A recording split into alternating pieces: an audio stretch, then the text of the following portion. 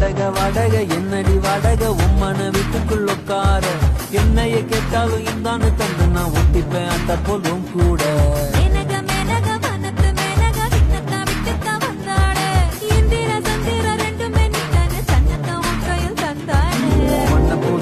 ஒன்ன என்னை நெஞ்சில் வச்சிருப்பேன் ரொம்ப பத்திரமா சின்ன சிரிப்புல என்ன வளச்சிட்ட சுத்தன வாசல் திங்கிறமா